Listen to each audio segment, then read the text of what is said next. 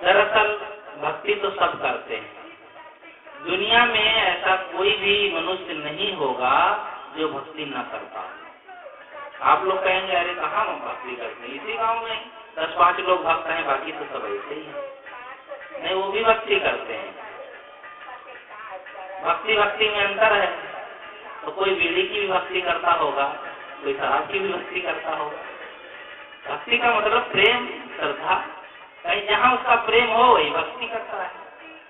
कहीं ना कहीं अपने मन को आदमी जोड़े रहता है, इसलिए भक्त तो सब होते ही है। लेकिन जो संत सदगुरु से अपने मन को जोड़ता है उसका बेड़ा पार होता है, उसकी भक्ति करना चाहिए। पूजा पाठ सब करते हैं, लेकिन करने का ढंग अलग अलग है।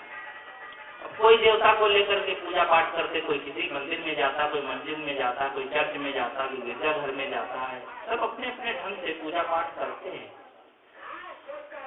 जब वेदव्यास से किसी ने पूछा कि ईश्वर की पूजा क्या है, तो उन्होंने सोचा यदि मैं किसी एक व्यक्ति का नाम लेता हूँ, श्री कृष्ण, श्री राम या शंकर जी, किसी देवी देवता का नाम लेकर कहूंगा कि इनकी पूजा करना सर्वश्रेष्ठ है, तो दूसरे वाले तो नाराज हो जाएंगे, करेंगे भी नहीं। राम भक्त क्यों कृष्ण की पूजा करने लगा?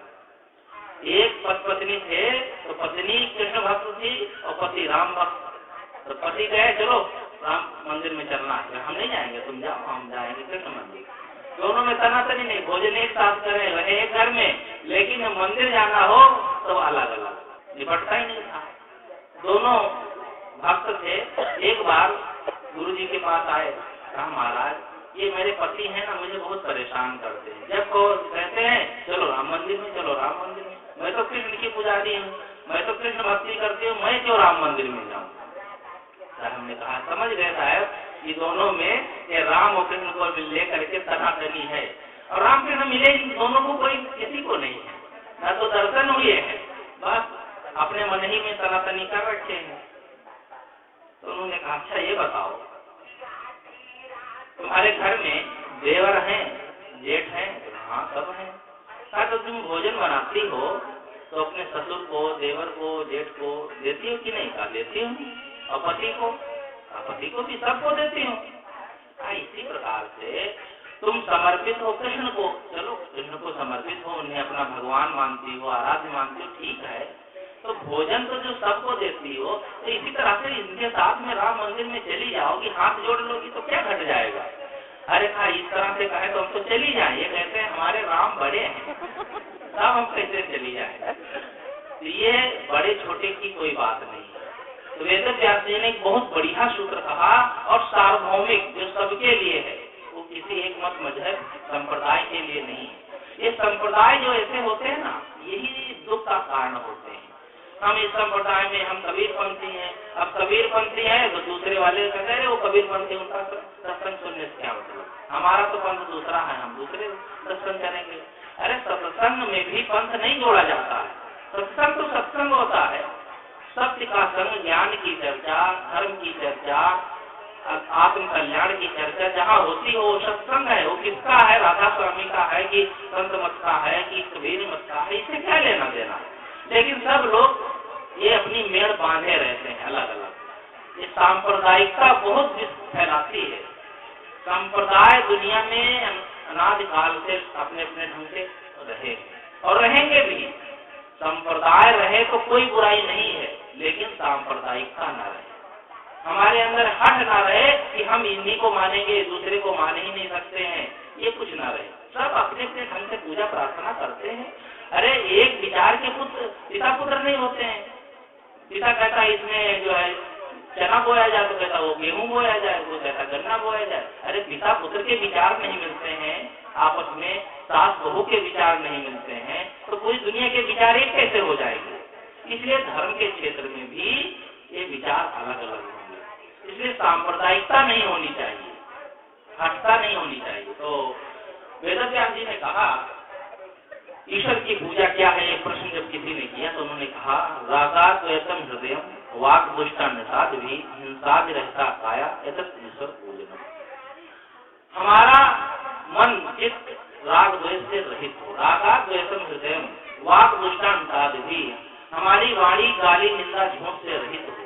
हमारे मन से ईर्ष्या क्रोध मान छल निकल जाए और हमारा शरीर चोरी हिंसा व्यभिचार से रहित हो जाए, यानी हमारे जीवन के सारे दोष मिट जाए। यदि ईश्वर पूजनम, यही ईश्वर की असली पूजा है।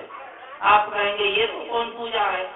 मंदिर में जाएं, घंटा हिलाएं, शंख बजाएं, आरती करें, तब तो पूजा है।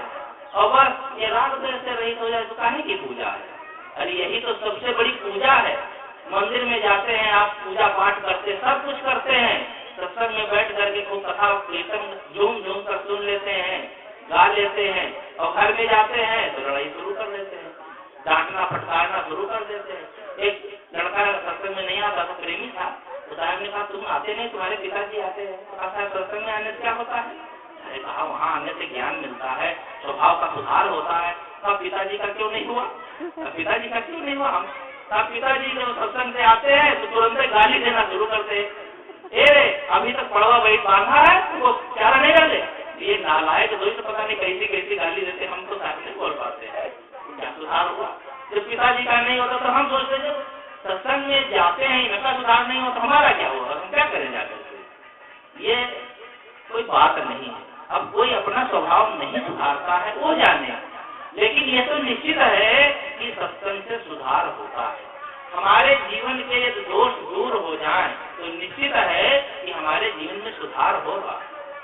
आप अपने दोषों को दूर करके देखें तो। लेकिन आदमी ऐसा है कि दोषों को पाले रहता है, हमारे दोषों को कोई जान ना पाए। मान लो तो आपके फोड़ा हो जाए और डॉक्टर के पास जाए, छिपाए रहे भाई, फोड़ा को देख ना पाए तो डॉक्टर कैसे दवाई करेगा? उसको तो दिखाना पड़ेगा, बताना पड़ेगा, और डॉक्टर को भी उठा के नक्शा उसको फाड़ देना पड़ेगा और पूरा मवाद आपके निकाल देगा, तब ठीक होगा। थोड़ी देर तक जरूर होगा। इसी प्रकार से जितने नशे हैं कहते साहब छूटता नहीं। अरे 1-2 दिन मेहनत करके देखो, वो बिल्कुल छूट सकता है।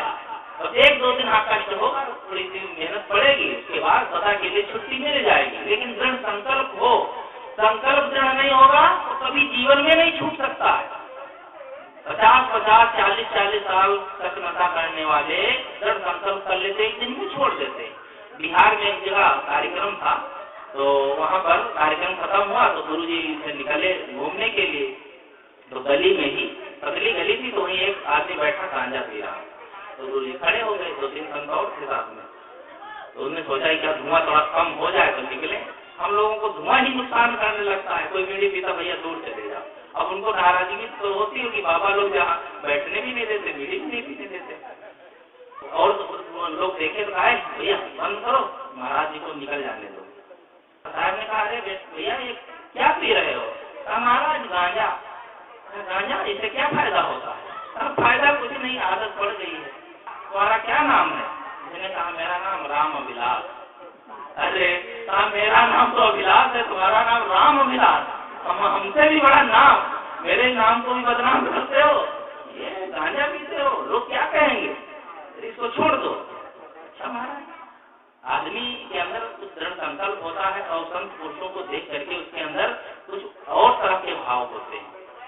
2 मिनट खड़े खड़े उसको समझाया, उसने कहा क्या ठीक है महाराज छोड़ देंगे। अब तय करके गुरु महाराज चले गए तो सब हंसने लगे, कहा पता नहीं कितनी बार छोड़ चुका है, ये तो छोड़ेगा। लेकिन उसने उठाया चिलम, पटक दिया। हाँ पटकते रहो, फिर नई चिलम मिल जाएगी बाजार में। साहब चले गए, कार्यक्रम खत्म हो गया। 2-3 महीना बाद उस गांव के लोग आए, साहब को याद आ गया भैया वो राम अभिलाष गांजा। अरे वो साहब ऐसा निकला कि वो 40 साल से पीता था, लेकिन आपसे पता नहीं क्या ऐसा मंत्र लग गया कि उसने जो जन्म पटकी तो लौट के छुआ ही नहीं, आज तक नहीं पिया। आदमी के समझ आ जाए तो अब वो न पढ़ा लिखा एक अक्षर, बिल्कुल ऐसे ही 2 मिनट उसमें वो बात समझ गया। और यहाँ तो महीनों महीनों सालों सालों सुनते रहते हैं, सुने एक कान से दूसरे कान से निकाल दे, पंचों की बात सिर पर और खूंटा वही इधर पर। कहते रहो साहेब क्या तो कहने ही है, साहेब लोग कहें हम सुने, बस ठीक है, बस बराबर, इससे काम नहीं चलेगा। जीवन के दोष निकालें, दूर करें। जब तक हम दोषों को दूर नहीं करेंगे, इसीलिए जब कोई जाते हैं संतों के पास तो कहते हैं साहब ये परेशानी है, अपने दुख दर्द को संतों के पास कहना चाहिए, तब आपके दुख दर्द दूर होंगे। लेकिन हम तो छिपाए रहते हैं, छिपाए रहेंगे तो कैसे दोष दूर होंगे, कैसे दुर्गुण से मुक्त होंगे। वो उदाहरण आप लोग सुने होंगे, एक आदमी था, शाम के समय अपने ससुराल को चला, चलते चलते पैदल अंधेला हो गया और उसको रतौंधी आती थी तो अंधेले में तो ठीक से नहीं दिखता ना रतौंधी वाले को। तो जब पहुंचा गांव में तो अंदाजा तो लगा लिया ये हमारा ससुराल का मकान है, लेकिन दरवाजा खोज नहीं पाया तो पिछवाड़े पहुंच गया। वही टटोल रहा था छप्परों पर, तब तक उसका ताला निकला। अरे जीजा जी इधर क्या कर रहे हैं? अरे कहा कुछ नहीं, देख रहा हूँ छप्पर ऊपर ठीक से बनाए हो कि नहीं। अब उसको दिखाई नहीं देता था दरवाजा, छप्पर थोड़े तोड़ता, अब उसको दिखाई नहीं दे तो उन्होंने कोई बात नहीं जीजा जी, सामने दरवाजा तो उधर है, चलो। पकड़ के ले गया, बैठा, भोजन वोजन बना। समाज आता है ना तो बढ़िया सेवा होती है, तो उसके लिए खीर पूड़ी सब्जी सब बनी, तो सब्जी पूड़ी तो खाने लगा और खीर रखी थी बगल में, उनके घर में बिल्ली पली थी, वो पास में आके बैठ गई। जब भगाया नहीं तो और निडर हो गई, पास में आके खीर खाने लगी। साथ में कहा अरे भैया खीर बिल्ली खा रही है, तुम भगाते भी नहीं हो। अरे कहा मैं सब देख रहा हूँ, अभी इसको मजा चखाऊंगा। वो खीर उठाकर साथ ले गई, दूसरी खीर लेने गई तो उसने सोचा कि फिर बिल्ली आ गई, निकाला वही पीढ़ा जो बैठा था, दे मारा, पैर था, अब का पैर तो कुचल गया। अब वो चिल्लाई अरे भैया मेरा पैर तोड़ डाला, अब क्या करे। अब ये कह भी नहीं सकता कि मैं देख नहीं पा रहा हूँ, अंधेरे में साफ दिखता नहीं था। किसी तरह खा पी करके जब बिस्तर पर लेटा तो सोचा रात का मामला, मेहमानों को बाहर बिस्तर पर लेटा देते हैं बरामदा में, अब तो कुछ थोड़ी और समझदारी हो गई है, कमरा होता है अंदर, नहीं तो बस वही जहाँ जानवर बांधे जाते थे वही किनारे मेहमानों को डाल देते थे। उनको रात में जरूरत क्या पड़ेगी, घर वालों को कोई मतलब नहीं, तो उनको भी बरामदा में कर दिए। तो उसने सोचा रात को पेशाब जाना होगा और यहाँ कुछ जाना बुझा तो है नहीं, और कहीं भूल गए अपनी खाट को तो कहाँ भटक जाएंगे, गाँव में कहाँ भटकते चले जाएंगे, तो कैसे आएंगे लौट करके। क्या करूं, तो उसे एक उपाय सूझा। सोचा कि एक जो खाट है ना इसकी अर्धावन तो रस्सी कसी रहती है, इसको अपनी कमर में बांध लेते हैं खोल के, अब चले जाएंगे और उसी के सहारे चले आएंगे। उपाय तो बढ़िया सोचा, लेकिन जो ही मुड़ मुड़ाए तो वो ओले पड़ गए। कमर में बांधी अर्धावन और धीरे धीरे चला गया। जब आगे गया तो आगे कुआं था जिस पर ऊंची जगत नहीं थी और उसको ठीक से दिखता तो नहीं था, बस उसी तरह धाम से जब कुएं में गिरा, क्योंकि खाट की अर्धावन कमर में बनी थी तो खाट भी खड़बड़ खड़बड़ आकर के कुएं पर टिक गई और कुएं के अंदर धाम से गिर गया। अब रात में कौन देखे, और उसी पानी में खड़ा ठंडाया, पड़ा रहा रात भर, लेकिन चिल्लाया नहीं, बेइज्जती हो जाएगी, लोग क्या कहेंगे, कैसे गिर गए, पड़ा रहा। सुबह जब लोग उठे तो सामने ने कहा जीजा जी लगता है चले गए, लेकिन जीजा जी चले गए तो चले गए, लेकिन ये खाट बिस्तर कहाँ चला गया, तब मुझे खाट बिस्तर लेकर चले जाएंगे। तो देखा इधर उधर कहीं नहीं, तो देखा अरे वो खाट तो वहां पड़ी है, तो देखे तो खाट के नीचे जीजा लटक रहे, अरे यहाँ कैसे, अरे कहा मैं क्या बताऊं, अपने सास के पेहा मार दिया, मुझे बड़ा अफसोस हुआ, मैं कुएं में कूद कर मर जाऊंगा, जितना नहीं रहूंगा। लोगों ने कहा ये क्या करते हैं आप, हो गया गलती हो जाती है, चलो निकलो। उनको किसी तरह से निकाला, उन्होंने कहा ऐसा जल्दी करो और मैं तुझे विदा करो, मैं जाता हूँ। विदाई कर दी, चले गए, लेकिन उन्होंने एक बार भी नहीं बताया कि मुझे ठीक से दिखाई नहीं देता है। ये दुर्गत तो सह लिया। अब इतनी दुर्गत सहने के बाद भी अपनी कमी अब बता देते तो कौन भेजते, अरे आंखें हैं कमजोर हो ही जाती हैं, कोई व्यवस्था कर देते, पास में किसी को लिटा देते, कोई व्यवस्था हो जाती। लेकिन आदमी अपनी कमी बता नहीं सकता है, चाहे इतने तो कष्ट पहले, इसलिए अपनी कमियों को हम निकालें, दूर करें। कमियों को दूर करने का एक ही साधन है, वह है सत्संग। सत्संग के माध्यम से ही हमारे दुख दोष दूर होंगे, और इसके जो चिकित्सक हैं वो संत गुरुजन होते हैं। इसने कहा है प्रिय बुद्धिमान हित चाहो तो सत्संग में जाना अच्छा है, प्रिय बुद्धिमान हित चाहो तो सत्संग में आना अच्छा है। यदि स्वास्थ्य गिरे वो यंत्र फेल तो मिस्त्री और वैद्य सुधारेंगे, यदि स्वास्थ्य गिरे हो यंत्र फेल तो मिस्त्री और वैद्य सुधारेंगे, यदि बिगड़ी बुद्धि तुम्हारी है तो गुरुदेव चिकित्सक अच्छा है। स्वास्थ्य खराब हो जाए किसी का तो डॉक्टर ठीक कर देगा, आपका मोबाइल और मोटरसाइकिल कुछ खराब हो जाए तो मिस्त्री ठीक कर देगा। लेकिन यदि हमारी बुद्धि ठीक खराब हो जाए तो उसके चिकित्सक जो डॉक्टर होते हैं वे संत गुरुजन होते हैं, दूसरा कोई नहीं। दुनिया में सब कॉलेज खुले हैं, इंस्टीट्यूट खुले हैं, सब तरह के भौतिक ज्ञान दिया जाता है, लेकिन अध्यात्म का ज्ञान, भवसागर से पार होने का ज्ञान कोई देने वाला नहीं। वो संत गुरुजन देते हैं और फ्री है, इसके लिए कोई शुल्क नहीं है। आपकी श्रद्धा ही शुल्क है, आप श्रद्धा से संतों की सेवा करते जो करते हैं बढ़िया। लेकिन अब देखो ये पूरी मेहनत करके राममूर्ति जी सारी व्यवस्था करके संतों को बुलाते ही हैं साल, और इसका लाभ दूसरे लोग लेते हैं। यह आप लोगों को लाभ दिलाने के लिए करते हैं, नहीं तो ये तो क्या चले जाते कहीं भी सत्संग सुन लेते, संतों से मिल लेते। लेकिन आदमी के अंदर ये होता है कि जो मुझे लाभ हो रहा है वह लाभ हमारे पड़ोस के लोग, गांव के लोग सबको मिले, उनका भी चित्त शुद्ध हो, उनके जीवन में भी खुशियां आए, इसके लिए होता है।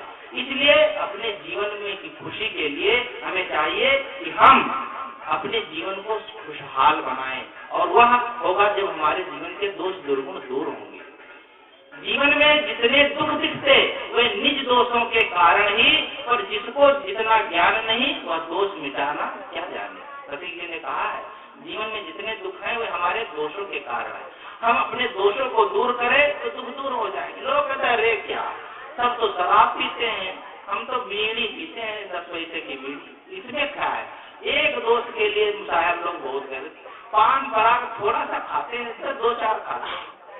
अरे जहर जो है 2-4 गुड़िया नहीं होता, जहर तो एक बूंद काफी होता है। हमारे जीवन में यदि कमी जरा सी भी है वो कितना घातक हो जाएगी। एक आदमी जा रहा था, सच्ची घटना है, 500 की नोट की गड्डी झोले में रख लिया और उसको ट्रेन में जा रहा था। सिगरेट पीने की आदत थी, सिगरेट पी रहा था, तो सिगरेट पीता सामने उसने रख लिया था। भाई पैसा रुपया जो है ज्यादा सुरक्षित सामने रहता है, तो उसने सामने रख लिया और सिगरेट पी रहा था। उसके आग उसी पर गिरी और ऐसे गिरी कि वह सीधे वो जितने थे वो नंबरों को सुलगाती हुई नीचे तक चली गई। पूरी 500 की 20-25 हजार की गड्डी थी, 40,000 की, वो सारी गड्डियों के बीच तक नीचे जब उसके चप्पल से आग लगी तब उसे होश आया, तो देखा पूरी गड्डी चली गई। एक सिगरेट के पीछे कितना दुख उठाया।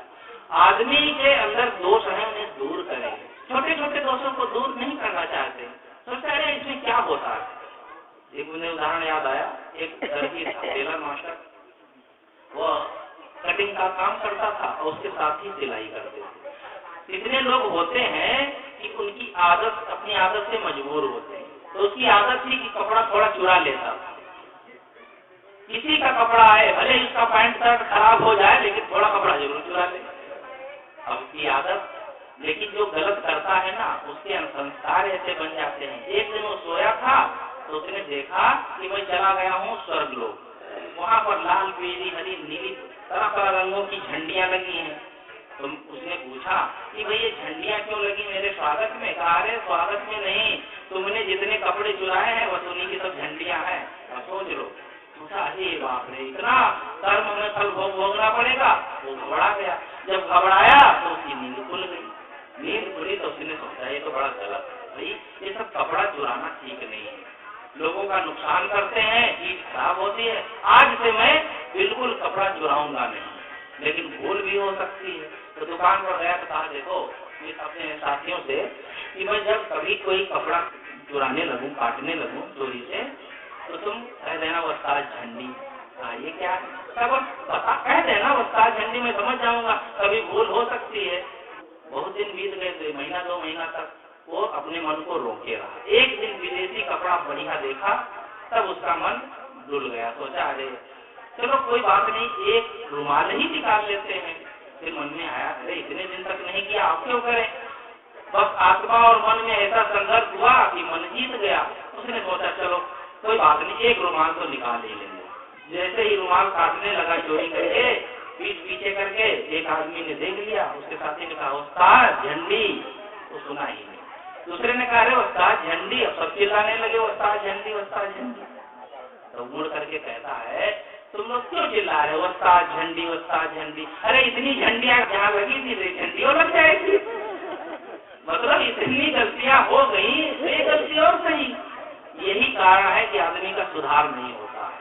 चलो एक बार जेल में क्या 4 बार जेल में हो जाए, एक बार और सही, फिर वही काम करने लगता है। आदमी का सुधार इसलिए हो नहीं पाता है, इसलिए अपने जीवन में सुधार करना चाहिए। मैं कह रहा था कि जीवन में भक्ति जब तक नहीं फैलेगी तब तक सुधार नहीं होगा। अपने दोषों को सुधारे, अपने स्वभाव को सुधारे, अपने स्वभाव को मीठा बनाए। दुनिया में सबसे मीठी क्या चीज है? सबसे मीठी है वाणी, और सबसे कड़वी भी वाणी ही होती है। और दूसरे शब्दों में कहें तो अपना स्वभाव। आपका स्वभाव यदि मीठा है, हमारा स्वभाव मीठा क्यों नहीं हो पाता है? मैंने एक लेख लिखा था, कई लेखों की पुस्तिका छप जाएगी तो आप लोगों को मिलेगी, मीठे जीवन का महत्व। मैंने उसमें लिखा कि हमारा स्वभाव मीठा क्यों नहीं होता है। पहली बात अहंकार होता है। हम बड़े हैं, हम तो गुरु हैं, हम तो सास हैं, हम पिता हैं, वो तो मेरी बात क्यों ना माने? अरे बहू क्यों ना माने? हम सास हैं, अपना अहंकार होता। एक भिखारी आया एक दरवाजे पर, तो उसने भीख मांगी, तो बहू निकल करके आई और थोड़ा सा दे दिया। भिखारी को कितना 1-2 पत्थर दे देते हैं 100-200 ग्राम, तो दे दिया। उधर से सास आ गई तो उसने कहा ये वापस करो। भिखारी ने वापस कर दिया। भाई भिखारी वापस दे दिया, चलने लगा, यहाँ आओ लो। तो फिर सास ने दे दिया। कहा मैया अरे तुम्हारी बहू ने दिया था तो तुमने वापस करा दिया और फिर तुमने दे दिया। कहा बहू कौन होती है देने वाली? अरे मालिक मैं हूँ, मैं दूंगी जिसको देना होगा। बहू कौन होती है? अहंकार होता है। बहू कह रहे बहू, अरे बहू कैसे कर सकती? मालिक तो मैं हूँ। इसी तरह पिता का सबका अपना अपना अहंकार होता है। ये अहंकार जो है हमको मीठा नहीं होने देता। उत्तेजना होती है तो भी मीठा नहीं, हम उत्तेजित हो जाते हैं थोड़ी थोड़ी बात में। किसी से गलती हो गई बस भवक पड़े। कांच का गिलास 10 पैसे का टूटेगा, लेकिन भवक पड़ेगा इतना कि महीना भर पिता पुत्र में बोलचाल नहीं होगी, इतनी उत्तेजना बढ़ जाती है। एक आदमी आया गुरु जी के पास इलाहाबाद में, गुरु जी 2 साल हो गए हैं हमारे बेटे से हमसे बातचीत नहीं। बेटा सर्विस करता है और ये कहीं घर में रहते हैं, जब बेटा आता है तो हम कमरे से बाहर चले जाते हैं, और 2 साल से अभी पिता और पुत्र में बातचीत नहीं हुई है। साहब ने कहा तुम लोग नरक में जी रहे हो क्या? अरे एक साथ रहते हो, कुछ नहीं बोलते हो? तो कहा कभी बहुत जरूरत होती तो लिख करके उसकी मेज पर रख देता हूँ, लेकिन बोल नहीं सकते ना वो बोलता है। अब बताओ ऐसा कोई जीवन है पिता पुत्र में बातचीत भी ना हो? इसलिए अपने जीवन को हम मीठा बनाएं, उत्तेजना रहित, अहंकार रहित। अहंकार उत्तेजना रहित हम रहेंगे तब हमारा जीवन मीठा होगा। इसलिए अपने जीवन में मिठास घोलें। और सब बातों पर फिर अगले सत्रों में चर्चा होगी।